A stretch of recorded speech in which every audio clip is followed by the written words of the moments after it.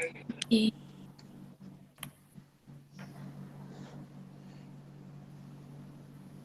Jangan lupa ya, 7 menit untuk presentasi, 5 menit untuk tanya jawab ya. Oke, Bu. Saya mulai sekarang ya, Bu. Ya. Selamat pagi, Bu Guru dan juga teman-teman sekalian. Hari ini kami dari kelompok 4 akan mempresentasikan tentang HTI yang sudah kami susun.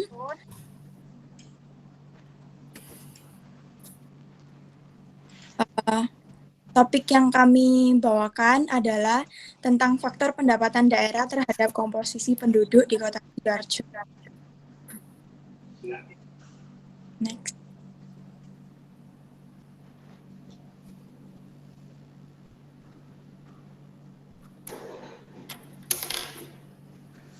Ales.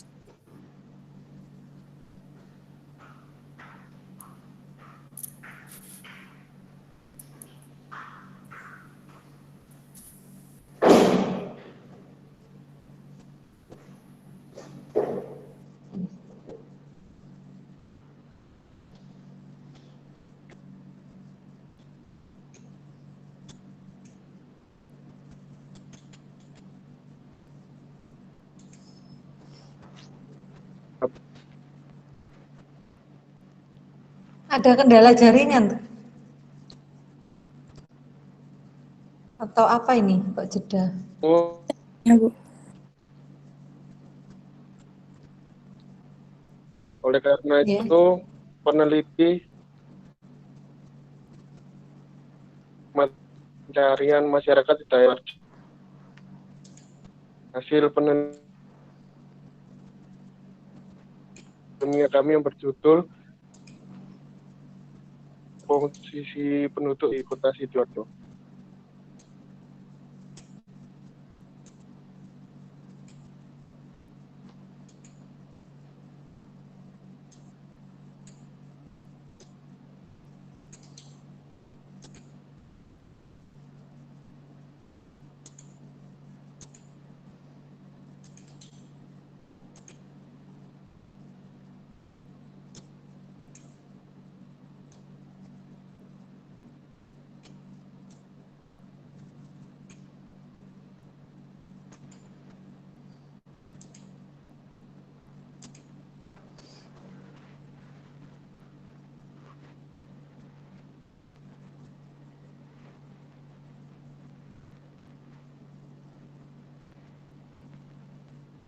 Rumusan masalah, apakah jumlah penduduk dapat mempengaruhi pendapatan daerah di Kota Sidoarjo?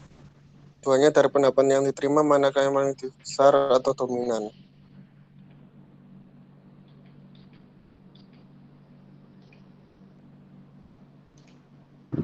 Dan tujuannya itu bisa untuk mengetahui pengaruh jumlah penduduk terhadap pendapatan asli daerah di Kota Sidoarjo, untuk mengetahui pendapatan terbesar yang diterima Kota Sidoarjo tahun 2020, dan untuk pemerintah memecahkan gejala-gejala sosial untuk permasalahan sosial yang terdapat di sekitar lingkungan masyarakat. Yang kedua, untuk masyarakat memberi pengetahuan kepada masyarakat, dan untuk penulis dapat meningkatkan keterampilan dan mengorganisasi dan menyajikan data dan secara fakta secara jelas dan sistematis. Penulis dapat memperoleh kepuasan intelektual. Dan landasan teorinya bisa definisi pendapatan daerah itu, pendapatan daerah adalah pemerintah daerah yang diakui sebagai penambah nilai kekayaan bersih dalam periode tahun bersangkutan, dan pendapatan daerah terdiri dari 3 bagian, yaitu yang pertama pendapatan asli daerah atau PAD, terdiri dari pajak daerah, retribusi daerah, hasil usaha atau kekayaan daerah yang dipisahkan, dan yang kedua dana perimbangan, terdiri dari dana bagi hasil, alokasi umum, dan alokasi khusus, dan dana yang ketiga lain-lain pendapatan terdapat dari pendapatan hibah, dana darurat.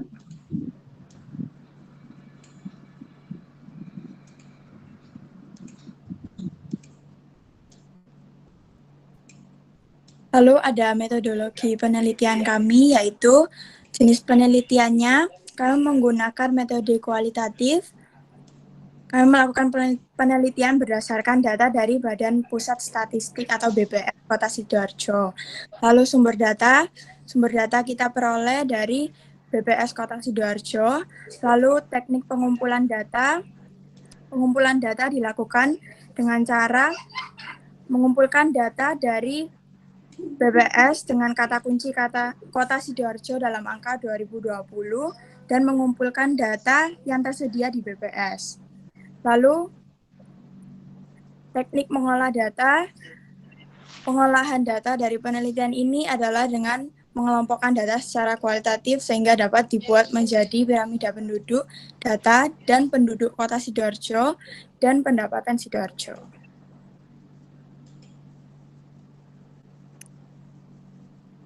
Lalu hasil penelitian yang kami dapat yaitu peneliti menemukan data SP 2020, sensus penduduk 2020, mencatat jumlah penduduk Kabupaten Sidoarjo pada bulan September 2020 adalah sebanyak 2.082.000 jiwa dibandingkan dengan hasil sensus sebelumnya jumlah penduduk Kabupaten Sidoarjo terus mengalami peningkatan.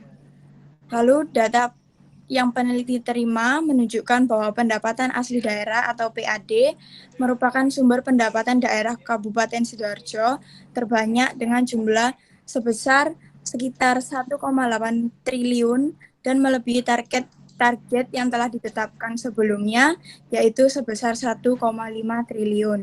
Dana perimbangan menjadi sumber pendapatan daerah terbanyak kedua dengan jumlah sebesar 1,7 triliun dan melebihi target yang telah ditetapkan sebelumnya itu sebesar 1,6 triliun. Sementara itu, lain-lain pendapatan daerah yang sah menjadi sumber pendapatan daerah ketiga dengan jumlah sebesar 900 miliar, sekitar 901 miliar, dan melebihi target yang telah ditetapkan sebelumnya yaitu sebesar 831 miliar.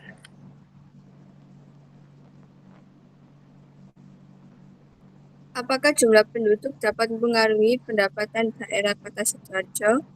Jumlah penduduk sangat berpengaruh terhadap kenaikan pendapatan asli daerah, di mana ketika jumlah penduduk pada Kota Sidoarjo meningkat, otomatis pendapatan asli daerah juga akan meningkat.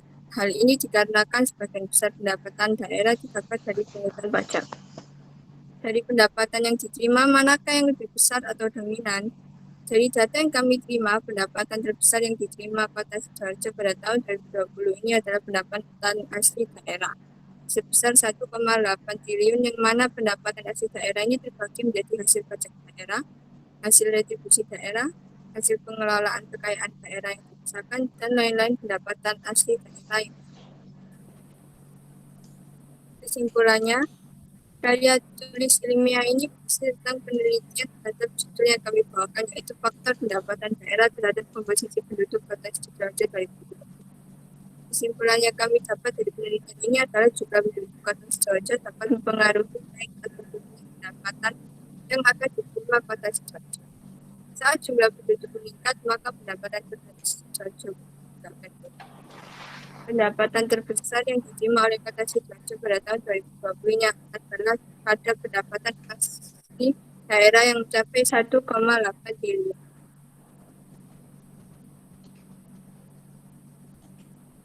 Saran, pemerintah Kota Sidoarjo sebaiknya tetap memberikan pembaharuan. Oke, waktu presentasi sudah habis. Silakan dimulai sesi tanya jawab.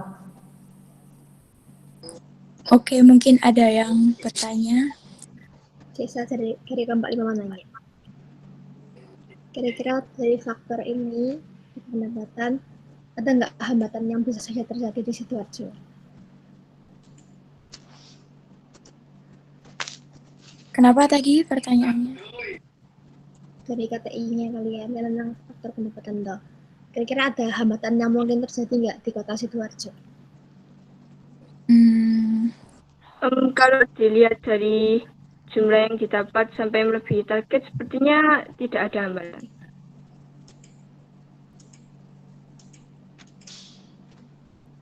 Iya, karena dari mungkin sebelum-sebelumnya kayak tahun ini tuh kayak lebih meningkat gitu pendapatannya.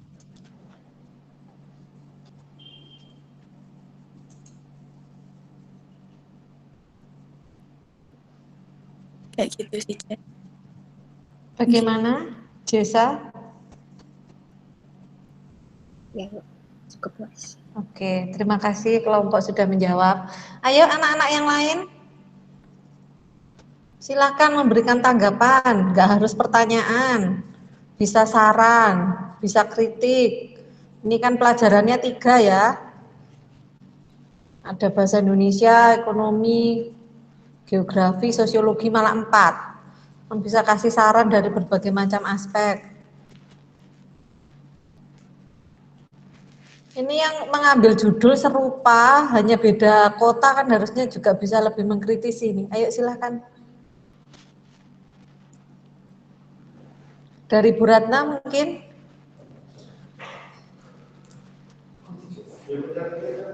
Oke, anak-anak yang lain udah nggak ada ya?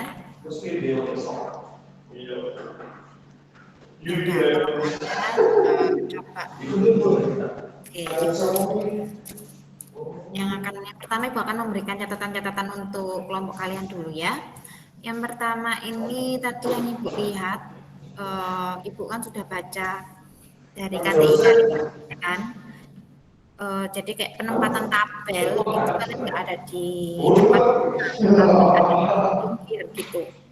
Ya, harusnya itu benar-benar di tepat di tengah, terus bawahnya itu langsung keterangannya, misalnya gambar 2.1, gambar apa kayak gitu, misalnya tabel apa kayak gitu, harusnya seperti itu.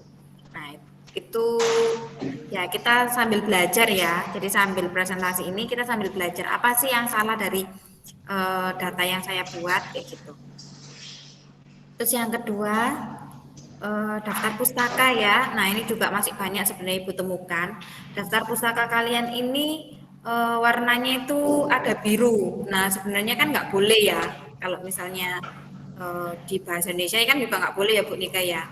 Harus semuanya berwarna hitam gitu. Terus yang web HTTP apa itu kan juga nggak pakai garis bawah. Nah, itu nanti coba dilihat lagi ya. Jadi warnanya harus hitam semua sebenarnya. Itu ada catatan-catatan seperti itu. Nah, lalu di situ juga Ibu nemukan yang kalau nggak salah itu di bab 2 kalian. Jadi kalian tuh bilang tentang ini loh. Komposisi penduduk adalah, ya kan gitu bunyinya, suatu atau pengelompokan penduduk berdasarkan kriteria tertentu. Sudah sampai situ aja. Nah, kriterianya itu apa aja sebenarnya, harusnya dijelasin gitu ya kan, secara detail. Misalnya satu, kriterianya tentang jenis kelamin. Nah, kalian jelasin jenis kelamin itu seperti apa sih kriteria jenis kelamin itu. Oh, ternyata misalnya kriteria jenis kelamin adalah kriteria yang ditentukan ya kan berdasarkan laki-laki atau perempuan kayak gitu. Itu harus dijelaskan teman-teman. Jadi nggak cuma kalian nuliskan komposisi penduduk berdasarkan kriteria tertentu, udah titik itu aja. Nah, tertentunya itu apa aja? Itu harus dijelaskan di bab 2 ya. Itu gunanya bab 2 sebenarnya. Gitu. Terus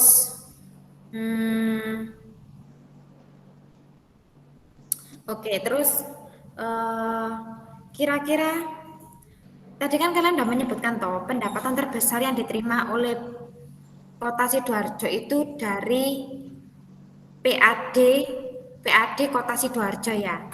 Itu nama pendapatannya teman-teman. PAD itu pendapatan asli daerah ya kan. Nah, tapi dari sektor apa kira-kira yang terbesar?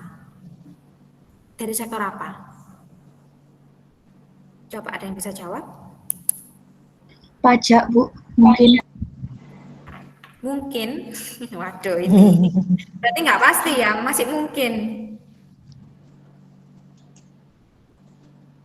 Nah itu ya, itu sebenarnya yang harus dicari di bab 4 itu ya kan dituliskan. Jadi bukan pendapatan terbesar yang diterima oleh Kota Sidoarjo dari PAD Kota Sidoarjo. Nah namanya pendapatan daerah itu pasti dari PAD daerah, pendapatan asli daerah itu teman-teman, itu istilahnya aja gitu. Jadi mau ngelurusin ya. Tapi dari sektor apa? Kan di situ kan sektornya banyak, ada sektor pariwisata, sektor industri, sektor pertanian, kayak gitu. Banyak pokoknya sektornya itu. Sektor pajak. Nah, dari situ tuh kan ketahuan tuh nilai-nilainya tadi yang kalian lihat tadi ya kan. Kalian paparkan itu ada nilai-nilainya. Nah, yang terbesar yang mana sih? Jadi setelah kalian tulis, harusnya itu di bawahnya itu nanti ada tulisannya misalnya, jadi yang terbesar adalah pendapatan pada sektor bla bla bla kayak gitu. Ya. Nah, ini nanti berguna banget buat kalau kalian kuliah. Jadi nggak cuma sekedar nulis, kopas, tapi kalian harus bisa menyimpulkan gitu ya. Apa yang kalian tulis itu bisa kalian simpulkan gitu. Terus, kira-kira Ibu tadi tuh sebenarnya lihat kalian ini pakai diagram. Ya, diagram komposisi penduduk benar. Iya, Bu. Iya, kenapa nggak pakai ini apa namanya? Apa sih namanya? Lupa, Cak. Piramida penduduk tadi. Kenapa nggak pakai piramida penduduk? Soalnya itu, Bu. Kan kayak kita, kalau piramida penduduk itu kan ada klasifikasi umurnya gitu. Nah, kita itu nggak nemu, Bu. Jadi cuma nemunya laki berapa, perempuan berapa gitu. Oke, karena nggak nemu ya. Iya. Oke, Bu, kayaknya itu saja Bu dari saya, Bu. Ya, terima kasih Bu Ratna. Ayo anak-anak yang lain, silakan memberikan tanggapan.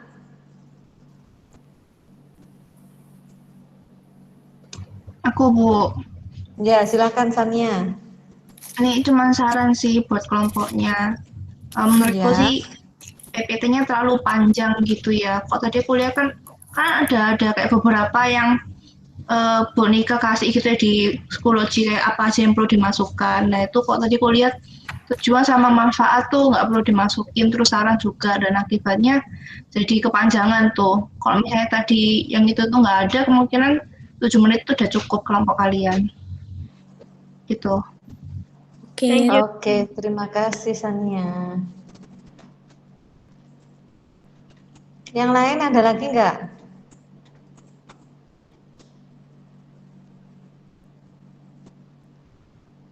Silakan, dari hal sederhana kalian memberanikan diri untuk memberikan tanggapan. Bisa saran, bisa kritik, bisa kamu setuju, tidak setuju gitu ya. Atau pertanyaan. Ayo, Oke, kalau masih tidak banyak. iya. Ada Tessa, Untuk tanya jawab. Andara, halo Andreas. Mana ini suaranya? Vela, Kalau kalian Catherine. tadi fokus mendengarkan kelompok ini presentasi ya bisa.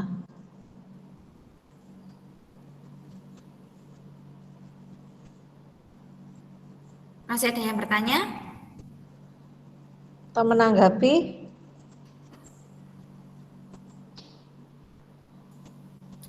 Oke Bu, lanjut aja deh Bu kalau gitu. Oke, iya.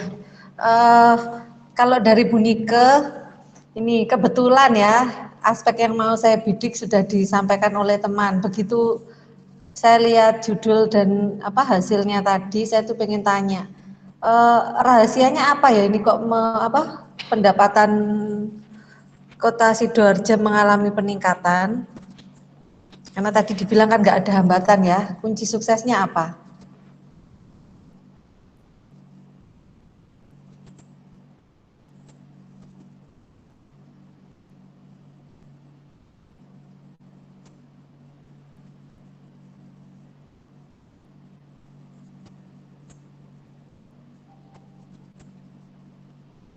Tadi ada judulnya, ada faktor-faktor toh yang paling menunjang.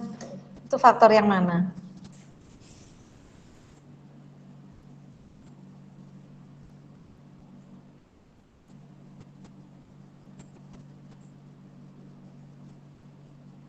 Ayo, Ales, Fania, Kathleen, Kesia.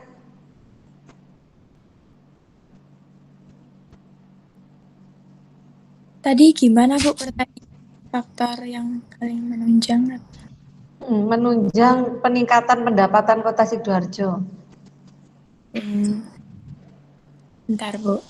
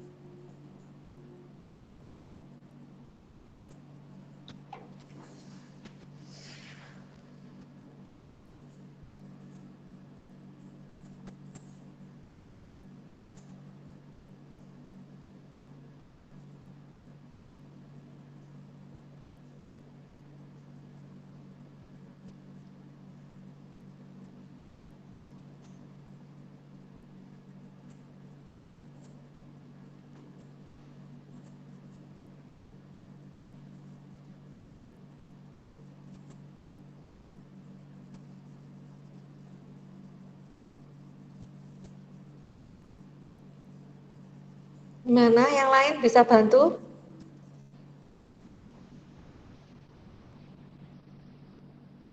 Nah, yang lain, kelompok lain boleh tak, Bu? Boleh. Jadi faktor yang paling menunjang ya, Bu ya? Iya. Jadi kan di PPT-nya ada tulisan yang pendapatannya sekian banyak, itu karena penduduknya banyak juga. Itu bisa jadi faktor penduduk ya, Bu ya, seperti Malaysia. Penduduknya banyak dan berhasil semua gitu ya di sektor ekonomi. Iya. Coba dong di pembahasan, Kesia. Iya. Slide-nya. Oh, Grace ya yang ini. Present. Iya. Apakah jumlah penduduk dari penilaian diterima manakah yang lebih besar? Saya mau jawab ya, Bu. Oke, silakan. Ya, jadi faktornya mungkin ya karena yang dibilang Cesa tadi, penduduknya yang mungkin banyak juga dan juga bisa diajak berkompromi untuk taat membayar pajak, itu juga termasuk faktor yang ampuh sih, Bu. Jadi pendapatannya terus meningkat di kota itu. Oke. Iya. Terima kasih jawabannya. Nah, yang kedua Bu Nika mau memberikan feedback ini berupa saran gitu ya. Ini juga berlaku tidak hanya untuk kelompoknya Kesia ya, yang lain tolong juga memperhatikan ya. Sebetulnya ketika kami memberikan tugas untuk menulis KTI, kemudian men-challenge kalian untuk mempresentasikannya, KTI-nya panjang ya, ada yang 25 halaman, ada yang 30 gitu ya, sampai itu dengan lampirannya. Tapi kami hanya memberikan waktu 7 menit untuk presentasi. Nah, itu bagaimana cara kalian mengelola gitu ya. Namanya buat PowerPoint. PowerPoint itu isinya kata-kata yang punya power gitu loh. Jadi kayak kata kunci, kayak clue gitu loh. Hanya clue saja. Sehingga yang dituliskan di PPT harusnya hanya sedikit, bukan pernyataan yang panjang-panjang gitu ya. Latar belakang tuh bisa kamu singkat jadi 3-4 poin saja gitu. Kalimat pendek seperti itu. Terus juga perlu perhatikan lagi instruksi yang diberikan Bu Nika ya. Saya setuju dengan Sania, untuk tujuan dan manfaat itu Bu Nika tidak menuliskannya untuk dituliskan di PPT. Jadi hanya latar belakang dan rumusan masalah saja. Itu nanti ketika kamu membaca tujuan dan manfaat sudah memotong waktu 1-2 menit. Jadi untuk yang belum presentasi ya, kalian bisa perbaiki dulu PPT-nya supaya bisa lebih baik lagi. Terus yang kedua, namanya ini presentasi berkelompok ya nak ya. Waktu jam pelajaran bahasa Indonesia, Bu Nika pernah kasih waktu khusus loh ya. 1 hari itu jam bahasa Indonesia silahkan latihan dengan kelompok untuk presentasi. Nah ini untuk kelas IPS ini dilakukan apa enggak gitu loh. Kok kemarin dari kemarin Bu Nika kurang lihat ada kerjasama yang begitu bagus ya. Ini tadi juga namanya ini berkelompok itu harus belajar tentang pola gilir. Jadi kalian satu kelompok harus kompak. Untuk kendala sinyal dan lain sebagainya lebih baik misal kamu punya 20 slide PPT ya. Anggotamu 4 itu langsung dibagi 5-5 saja, slide 1 sampai 5 siapa gitu, 6 sampai 10 siapa dan seterusnya gitu. Jadi jangan silang-silang kembali lagi gitu loh. Dari Kesia, Ale siapa terus kembali lagi ke Kesia. Itu enggak efisien untuk waktu ya. Terus pola gilirnya harus jelas, jangan sampai tadi Ales mau, loh ini kan masih giliranku gitu ya. Terus ada Fania yang ikut menjelaskan. Jadi harusnya gini loh, presentator itu orang yang terlihat siap gitu ya, membawakan sesuatu yang menarik gitu. Jadi anggap aja orang yang akan mendengarkan kalian presentasi itu sama sekali nggak ngerti apa yang akan kalian sampaikan gitu loh. Bagaimana challenge-nya itu kamu membuat orang lain yang nggak ngerti sama sekali, hanya dalam waktu 7 menit kamu presentasi itu ngerti isinya. Gitu ya nak ya. Ini untuk kelompok Kesia dan lain sebagainya dan kelompok yang lain ya. Diingat-ingat, PPT-nya dicek lagi, kemudian pola gilirnya diatur. Kalau kemarin jam BI belum dipakai untuk latihan sungguh-sungguh, ini kamu bisa latihan sendiri, janjian dengan anggota kelompok. Malam hari kayak atau kapan gitu supaya nanti waktu gilirannya presentasi hasilnya lebih baik lagi. gitu ya. Terus ini untuk secara penulisan di KTI ini kan kelompoknya Kesia juga nggak terlalu sering menunjukkan ke Bu Nike ya, nanti catatan-catatan langsung saya berikan saja. Cuma untuk yang di PPT ini ya penulisannya untuk semuanya saja. Kalau merinci jangan pakai bulet-bulet atau strip-strip ya nak ya. Pakai angka 1, 2, 3 atau ABC gitu ya. Kemarin juga sudah Bu Nike ingatkan. Harapannya nanti kelompok selanjutnya yang presentasi sudah memiliki sistematika yang bagus. Gitu ya. Oke, terima kasih kelompoknya Kesia. Makasih, Bu. Sekarang lanjut ya untuk kelompoknya Jesa. Iya, Bu.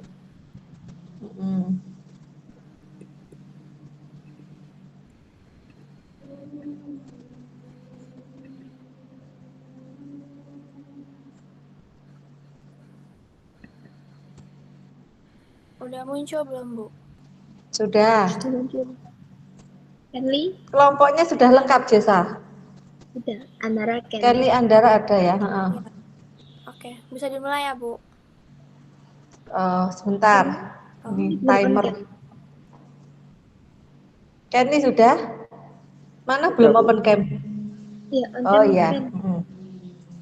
Oke, silakan. 7 menit dari sekarang. Oke. Selamat siang Ibu Guru dan teman-teman. Saya Andara Naila. Saya Salin Sani. Saya Kenli Enrico. Kelompok kami akan mempresentasikan karya ilmiah kita mengenai pemanfaatan pemerintah Kota Malang dalam meningkatkan sumber daya manusia.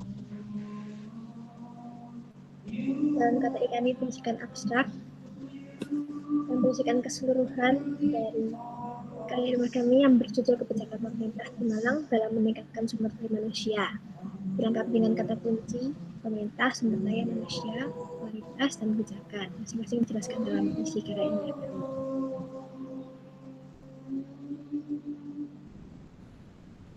Awalnya berisi bab 1, latar belakang yang membahas pentingnya pemerintah Malang agar meningkatkan sumber daya manusianya.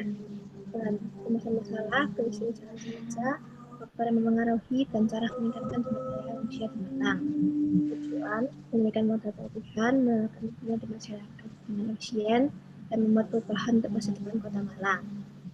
Manfaat pada di sektor peneliti, kami bisa mencari apakah dasar pemerintah efektif dan menjalankan perjalanan. Bagi pemerintah, masyarakat dan masyarakat Malang bisa mendapatkan keinginan mereka dan lebih banyak cara untuk masa depan Malang. Menambahkan inti. Untuk di bab 2 membahas tentang apa yang dimaksud dengan sumber daya manusia. Yang pertama, salah satu faktor tentang kualitas kerja SDM adalah tingkat kinerja yang ada pada SDM tersebut. Yang kedua, peningkatan SDM.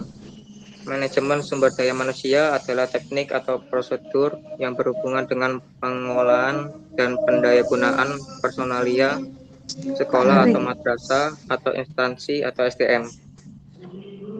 Yang ketiga, definisi peningkatan SDM. Pengembangan SDM adalah kerangka kerja untuk membantu karyawan mengembangkan keterampilan, pengetahuan, dan kemampuan pribadi dan organisasi. Yang keempat, contoh peningkatan SDM. Sektor peningkatan SDM antara lain pendidikan, pelatihan, pemenuhan gizi, beasiswa, dan pembentukan mental. Yang kelima, stigma akibat peningkatan SDM. Produktivitas relatif rendah dan sulit meningkat, dan institusi pendidikan belum mampu menjawab tantangan peningkatan produktivitas dan kualitas tenaga kerja. Di bab 3 menjelaskan tentang metode penelitian SDA sesuai dengan data-data yang kami terima atau temukan. Yang pertama, jenis penelitian peningkatan SDM. Penelitian ini menggunakan pendekatan kualitatif yang didasarkan pada teknik pengambilan sumber. Yang kedua, sumber data peningkatan SDM. Berdasarkan data penelitian dari website atau internet, peneliti harus mengumpulkan beberapa teori untuk memperkuat gagasan. Yang ketiga, pengumpulan peningkatan SDM. Pengumpulan data penelitian ini dilakukan dengan pencairan sumber yang ditulis analisis agar menemukan hasil yang akurat. Yang keempat, mengolah data peningkat SDM. Pengolahan data yang kami gunakan adalah mengelompokkan data kualitatif dan deskriptif. Data yang dikelompokkan menggunakan media pembukuan daring mengenai pemanfaatan SDM di Malang. Untuk bab 4, di bab ini kita membahas mengenai analisis yang telah dituliskan secara rinci pada bab sebelumnya. Yang pertama ada data piramida penduduk Kota Malang. Bisa dilihat ini adalah bagian datanya yang kami temukan. Diketahui bahwa total penduduk laki-laki yaitu sekitar 431 jiwa dan total penduduk perempuan yaitu 443.000 jiwa. Kemudian yang kedua ada kualitas sumber daya manusia di Malang. Kualitas sumber daya manusia merupakan tumpuan dan harapan untuk mencetak keunggulan bersaing dalam kehidupan perkotaan. Sumber daya manusia juga berperan sebagai roda yang memiliki peranan yang sangat banyak. Yang ketiga ada hasil penelitian kualitas sumber daya manusia di Kota Malang. Pengembangan kapasitas sumber daya manusia dalam meningkatkan kualitas pelayanan publik. Dalam meningkatkan kualitas sumber daya manusia, pemerintah Malang telah menerapkan kebijakannya yaitu menciptakan masyarakat yang makmur, sejahtera, dan bertoleransi. Yang keempat ada pembahasan. Ditemukan bahwa penduduk Kota Malang pada tahun 2020 masuk piramida penduduk muda, karena Kota Malang penduduknya rata-rata berumur 10 hingga 14 tahun. Di bab 5 ada bagian penutup. Kesimpulannya adalah manusia merupakan kerangka kerja untuk membantu mengembangkan keterampilan, pengetahuan, kemampuan pribadi, dan organisasi. Faktor tentang kualitas kerja sumber daya manusia adalah tingkat kinerja yang ada pada sumber daya manusia tersebut. Dan terakhir, untuk saran kami kepada Kota Malang ke depannya, karena di piramida penduduk Kota Malang ditemukan paling banyak umur 10-15 tahun atau juga disebut piramida ekspansif, maka akan lebih baik jika pemerintah Kota Malang meningkatkan di bidang pendidikan dan beasiswa, karena anak muda Kota Malang zaman sekarang adalah masa depan Kota Malang. Dan yang paling sedikit adalah berumur 50-54 tahun. Meskipun mereka sudah tua mungkin, tapi akan lebih baik jika juga diperhatikan dan meningkatkan dalam mempelajari kegiatan sehari-hari sehingga mereka bisa melakukan bercocok tanam atau kegiatan kerajinan untuk mendapatkan penghasilan. Sekian dari kelompok kami. Terima kasih. Terima kasih. Terima kasih. Oke, masih ada sedikit waktu tadi. Bisa efektif ya presentasi 7 menit, ini luar biasa. Oke, silakan teman-teman menanggapi. Silakan menanggapi atau bertanya. Saran jika boleh.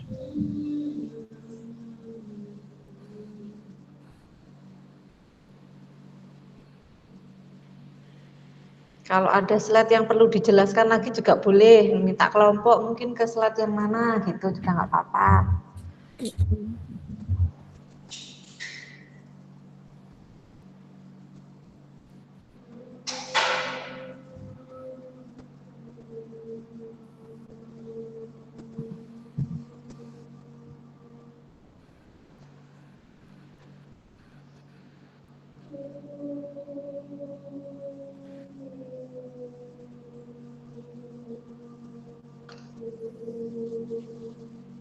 Silakan. Ayo teman-teman yang lain, mungkin ada yang mau ditanyakan? Ada yang kurang jelas atau gimana? Ini di catatan Ibu yang bertanya baru Jesa, Ibel, Sania, Kisha enggak, ini cuma ini aja, Jihan, ya kan? Yang lainnya mana? Yuk, kalian bertanya, menjawab, ya kan? Itu akan dapat poin, gitu ya.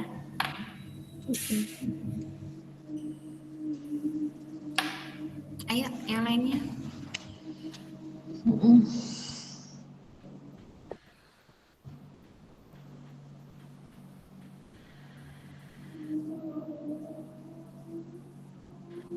Aku mau tanya. Silakan Sania.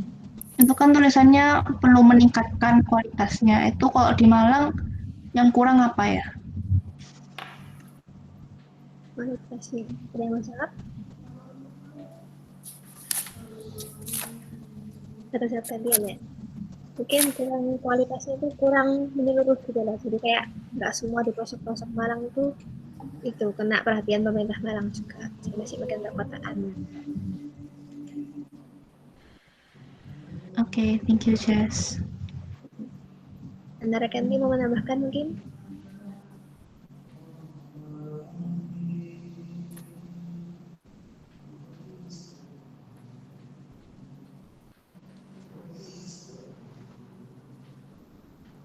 Ada, oke lanjut. Ada yang mau tanya lagi?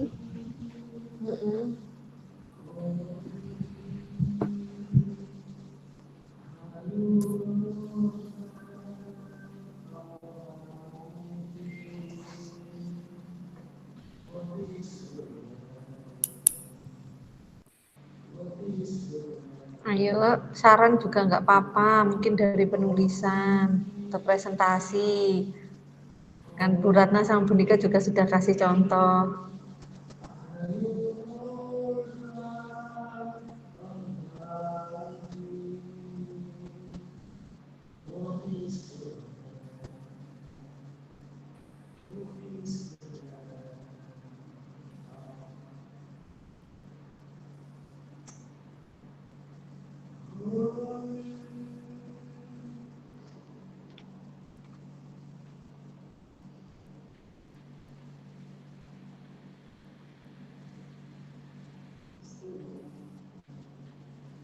Nggak ada.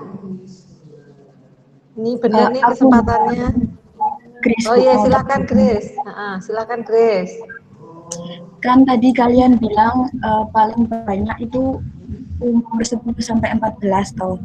Nah, kira-kira pekerjaan apa yang cocok buat mereka ke depannya, buat Kota Malang? Apalagi aku lihat kan akhir-akhir ini Kota Malang kayak terus maju. Pekerjaan apa yang cocok buat mereka ke depannya?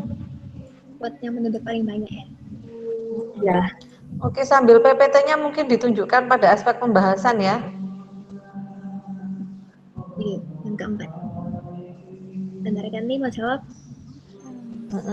Silakan, Itu Kenlin. untuk penduduk yang terbanyaknya atau yang umur 10 atau 14 tahun.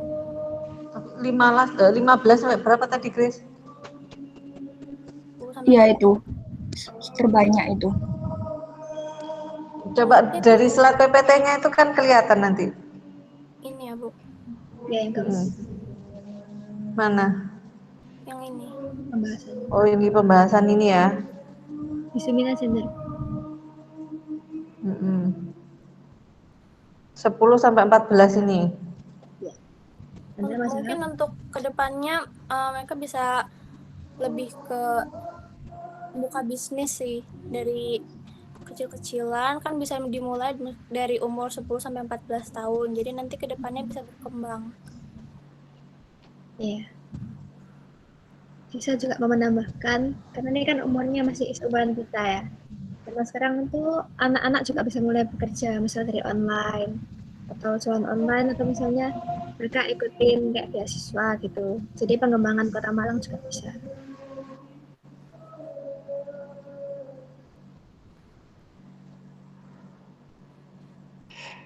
Gimana, Grace?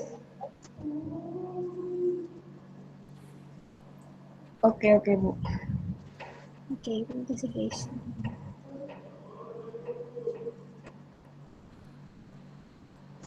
Ayo, yang lainnya silakan.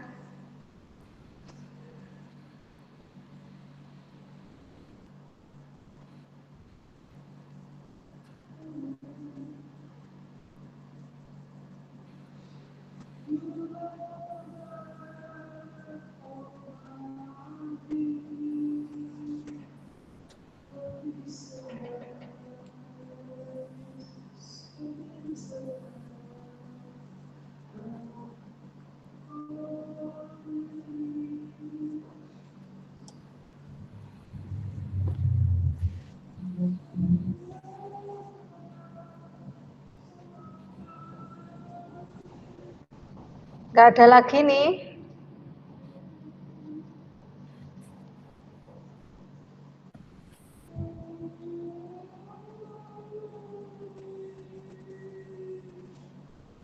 Oke, silakan Bu Ratna.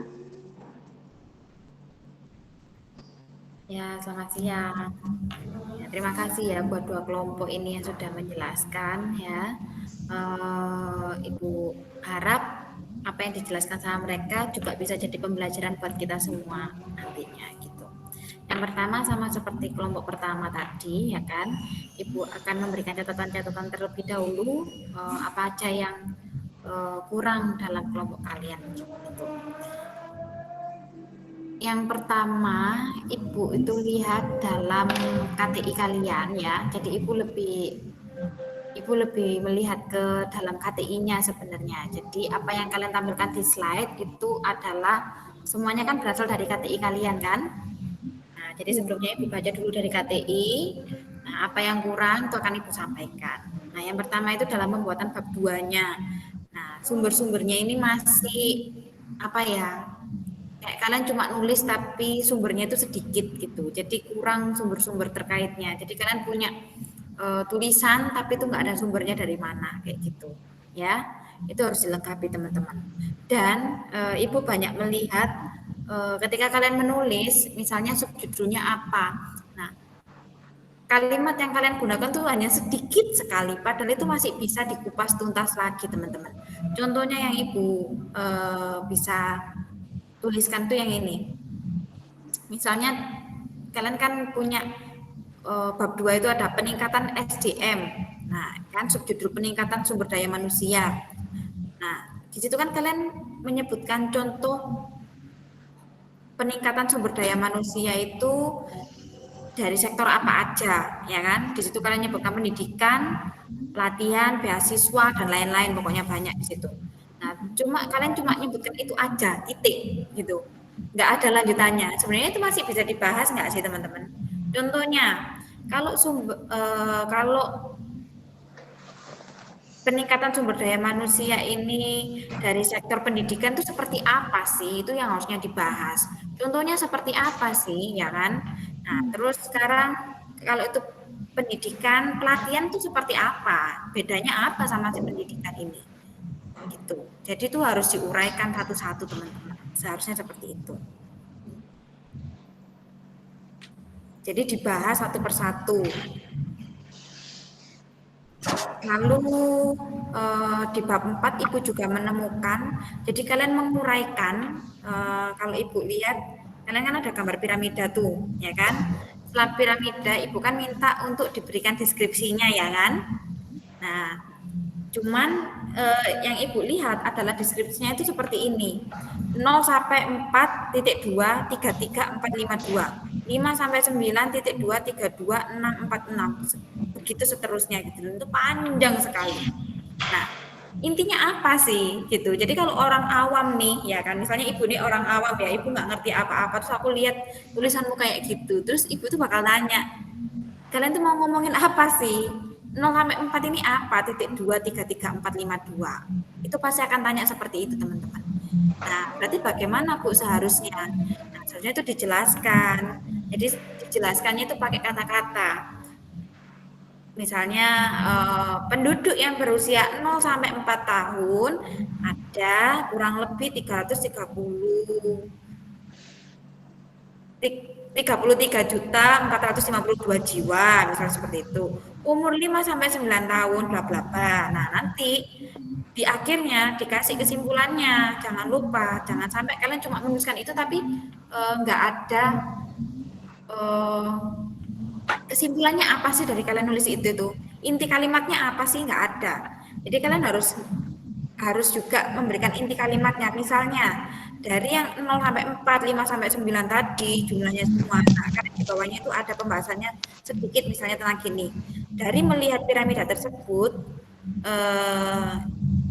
kita dapat mengerti bahwa apa? Ternyata jumlah penduduk ya kan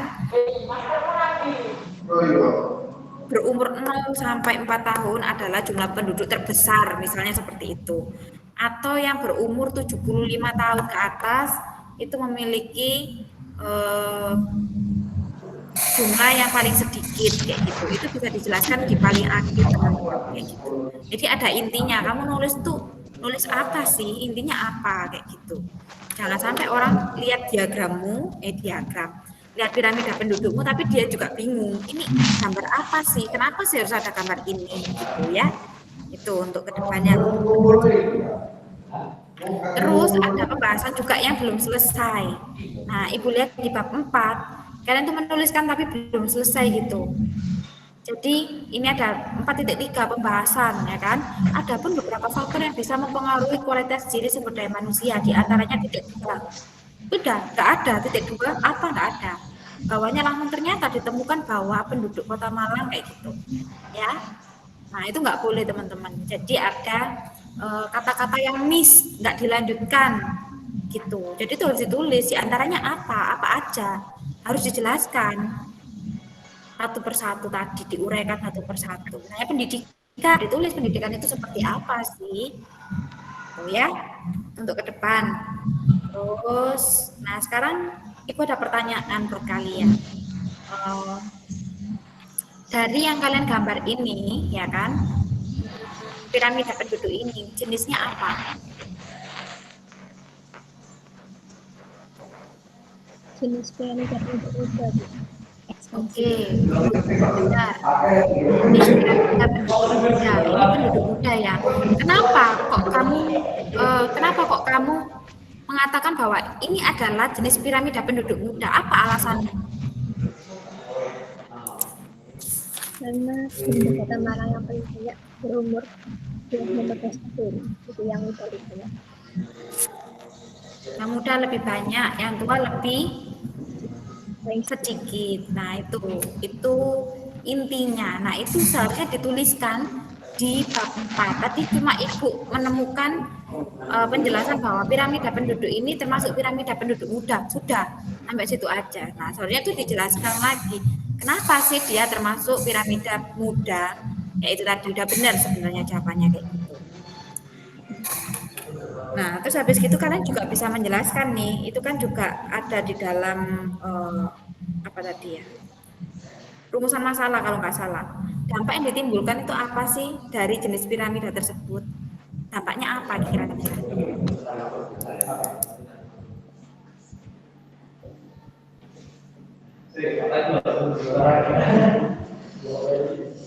Dampaknya apa kira-kira? Kalau ada piramida penduduk seperti itu, kira-kira berdampak apa sih kalau jenisnya seperti itu? Ke Kota Malang terutama. Apa? Ada yang bisa jawab dari kelompok ini? Masa dulu Andara kamu.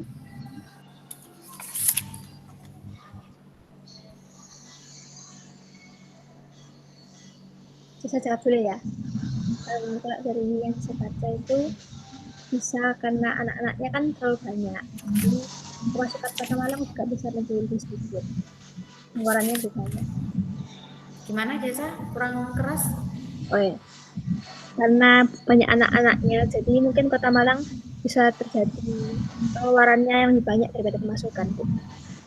Pengeluarannya lebih banyak daripada pemasukan. Terus kalau kayak gitu, nah sekarang baru menjawab.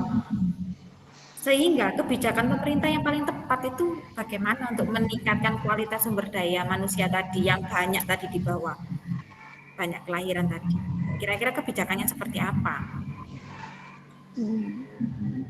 Misalnya kayak program 2 anak cukup dulu, misalnya itu.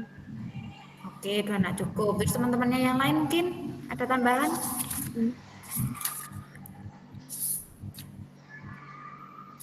Ada? Andara, Kenli?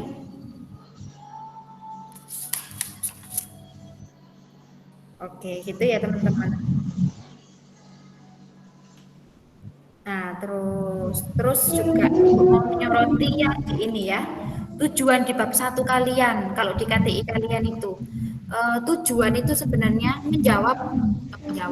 Tujuan itu adalah didapat dari rumusan masalah, teman-teman. Ya. Dapat dari rumusan masalah. Jadi jangan jauh beda dari rumusan masalahnya. Kalian mau meneliti tentang apa sih? Kalian mau ngomongin tentang apa sih? Nah, tujuannya ini nggak boleh beda. Nah, ini boleh lihat ini beda banget gitu ya kan. Nah, itu nanti bisa diperbaiki gitu. Kalau di sini nih, kalau yang Ibu lihat, kayaknya nomor 1 aja deh. Rumusan masalahnya itu usaha apa saja yang pemerintah Kota Malang lakukan untuk meningkatkan sumber daya manusia. Tapi tujuannya memberikan bantuan modal dan pelatihan berupa UMKM. Nah, harusnya kan untuk mengetahui apa misalnya usaha yang dilakukan oleh pemerintah Kota Malang. Gitu. Ya. Nah, itu buat teman-teman yang lain juga. Itu saja Bu Nika dari saya. Terima kasih. Oke, terima kasih Bu Ratna. Ini kalau Bu Nika lihat ya, kelompoknya Jesa ini mungkin juga pernah ada kendala gitu ya, konflik-konflik di awal karena belum seide gitu. Jadi memang waktu konsultasi awal-awal tuh jarang, agak ngebut itu di tengah-tengah ya, di akhir-akhir sudah mau mengumpulkan gitu. Jadi feedback-feedback yang sudah pernah diberikan guru-guru mungkin belum terkerjakan semua gitu Jesa ya. Penjelasannya harusnya masih bisa panjang-panjang tapi masih kurang gitu. Nah, coba Jesa ke hasil penelitian.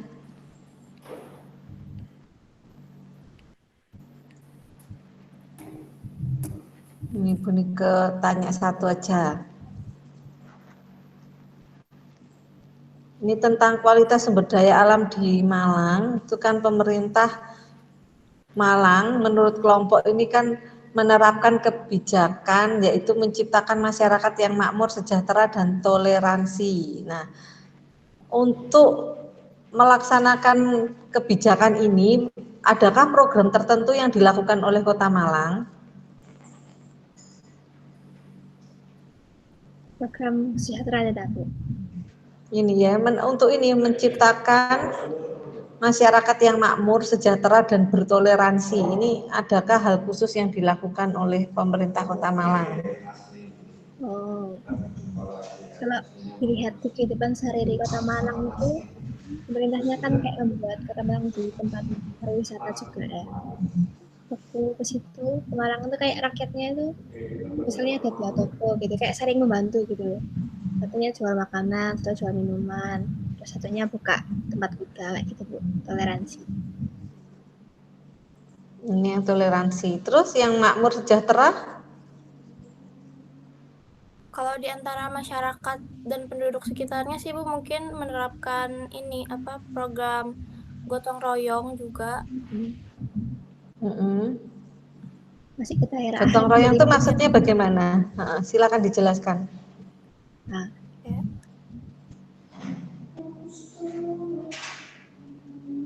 Gotong royong dalam apa?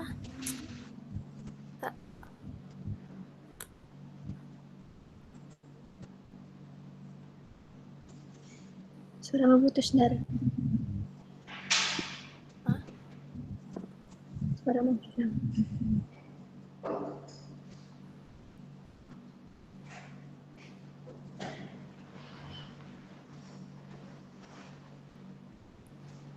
Bisa gotong royong di itu Bu, sektor kayak misalnya pariwisata kan ada kayak wahana-wahana itu yang bisa pakai kekuatan manusia itu, biasanya rakyatnya kayak kerjasama buat narik tali orang kemana gitu Bu.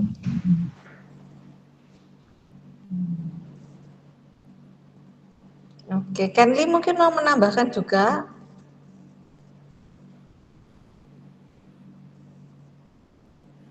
Halo, Kenli. Halo ya Bu, ya mungkin ya seperti mengadakan acara-acara tertentu sih Bu, biar warga sekitar bisa saling kenal terus ya gitu sih Bu. Ya gitu, kok rasanya gantung banget ya. Seperti Ya, apa gitu konkretnya? Program-programnya itu apa? Misalnya, misal ini ya, dari lingkungan RT gitu, semua digalakkan harus kerja bakti gitu supaya tahu tetangga satu dengan yang lain. Misal gitu kan itu konkret. Dari sejauh ini penelitian yang kalian lakukan pernah nemu nggak? Penelitian yang dilihat boleh tahu.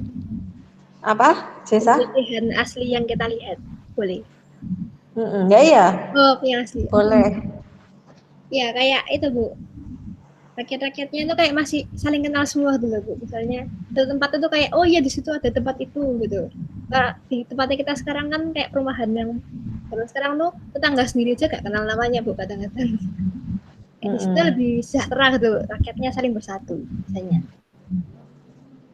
Perjalanan ke Malang kayak gitu yang saya lihat. Itu seperti itu memang dari awalnya seperti itu atau karena ada program kebijakan pemerintah yang memicu sampai seperti itu? Mungkin kalau di sebagian wilayah Kota Malang sebagian kayak gitu sih Bu. Udah dari dulu, jadi nggak bergantung pada ada program kebijakan. Pastinya emang kayak gitu Bu.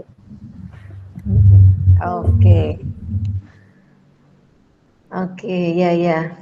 Terus ini tadi waktu kalian presentasi, ini Bu Nika lihat tadi ya pola gilirnya sudah bagus ya, nggak ada yang saling serobot, terus waktu 7 menit juga cukup gitu. Tadi di bab 1 itu kalian tetap masih menuliskan tujuan dan manfaat ya? Ya, ada di bab 1. Ya, tujuan dan manfaat. Ini kan nggak ada di instruksinya Bu Nika. Terus tadi juga sudah sempat diingatkan. Tadi tetap dibaca ya? Intinya aja sih Bu, yang atasnya. Untuk yang lain ya kan sudah tahu itu tidak diperlukan ya, sekalipun sudah dituliskan lewati aja gitu ya. Waktunya bisa dipakai untuk menjelaskan hal yang lain. Gitu ya tipsnya ya. Harapannya besok lagi Bu Nika nggak lihat ada tujuan dan manfaat lagi. Itu cukup di KTI-nya saja. Oke. Cukup ya presentasi hari ini. Gimana Bu Ratna untuk kelanjutannya? Langsung Jumat kah? Kurang 3 kelompok ya? Besok ada lagi? Iya, besok kemarin kan Bu Eva sudah menyampaikan bahwa besok di jamnya Bu Eva ya, jam PTS-nya Bu Eva itu bisa kita gunakan gitu Bu. Itu jam, waduh nih, bentar Bu, baru buka lagi nih. Oke. Pagi Bu Eva. Pagi jam 8 ya? Iya. Oke, jam 8 berarti itu kita gunakan untuk meet kita, ya kan? Jadi besok itu jam 8 sampai jam 9 itu ada 2 kelompok yang akan presentasi. Terus dilanjutkan sosiologi, jam sosiologi itu bisa jam sosiologi kapan? Jumat? Sama Bu, hari Rabu juga jam 10.30 sampai jam 11. Ya, itu 1 kelompok aja. Jadi besok ada 3 kelompok.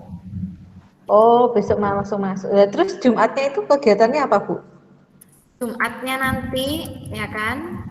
Jumatnya nanti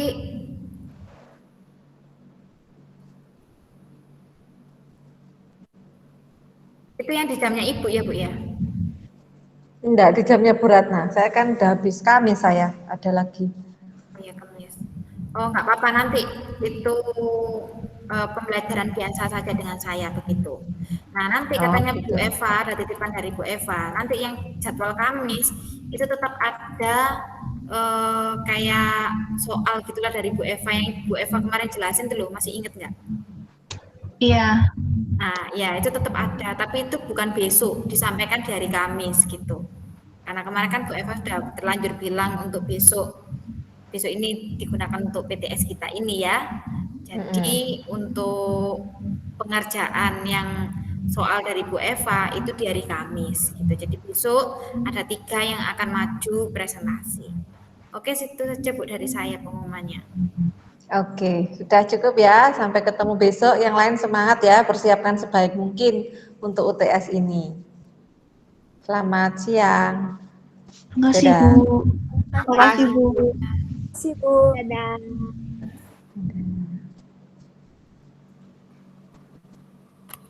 Dadah Bu. Dadah. Lagi kelompoknya kita udah bersatu kok Bu.